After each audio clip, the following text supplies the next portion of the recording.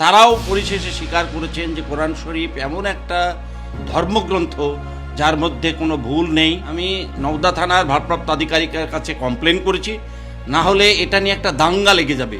অসীম সরকারের বিরুদ্ধে এবার এফআইআর দায়ের করলেন তৃণমূলের বিধায়ক আবু তাহের খান। তিনি কি বললেন জানাবো আপনাদের।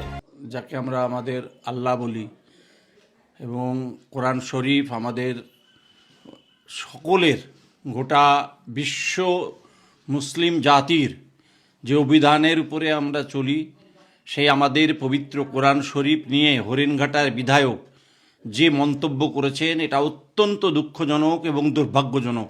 গোটা পৃথিবীর গবেষকরা যারা কোরআন শরীফ নিয়ে গবেষণা করেছেন, বিভিন্ন সম্প্রদায়ের মানুষ, জাতি ধর্ম বর্ণ নির্বিশেষে, তারাও পরিশেষে স্বীকার করেছেন যে কোরআন শরীফ এমন একটা ধর্মগ্রন্থ যার মধ্যে কোনো ভুল নেই, যার কোনো অপব্যাখ্যা নেই, যে জাতি ধর্ম বর্ণ নির্বিশেষে সকলকে ভালোবাসার কথা এবং আমাদের ধর্ম বর্ণ নির্বিশেষে প্রত্যেকে সঙ্গে একটা সুন্দর সম্পর্ক রাখার কথা কোরআন শরীফে বারবার বলেছেন। সুতরাং এই কোরআন শরীফ নিয়ে যে অপব্যাখ্যা করেছেন এবং বিরূপ মন্তব্য করেছেন, এটা অত্যন্ত মুসলিম জাতির কাছে দুর্ভাগ্যজনক এবং গোটা পৃথিবীর মানুষের কাছে দুর্ভাগ্যজনক। তাই এর বিরুদ্ধে আমি প্রয়োজনীয় পদক্ষেপ নেওয়ার জন্য আমি নওদা থানার ভারপ্রাপ্ত আধিকারিকের কাছে কমপ্লেন করেছি, না হলে এটা নিয়ে একটা দাঙ্গা লেগে যাবে এবং যা এক জাতপাতের লড়াই তো লাগবেই এবং সাম্প্রদায়িক সম্প্রীতি নষ্ট হবে।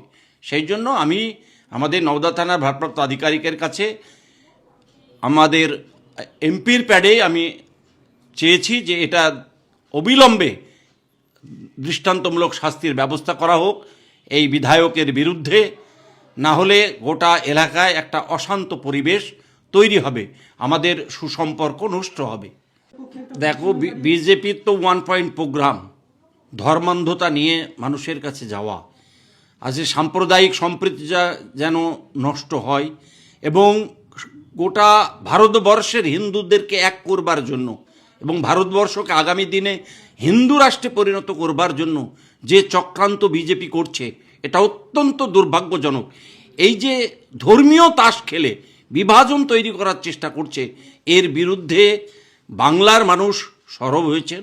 বাংলার জাতি ধর্ম বর্ণ নির্বিশেষে বাংলার মানুষ চায় আমরা ধর্মনিরপেক্ষতায় বিশ্বাস করি, সাম্প্রদায়িকতার বিরুদ্ধে আমাদের লড়াই, সেই লড়াইয়ে আমরা অবশ্যই এক জায়গায় আছি, এক জায়গায় থাকব।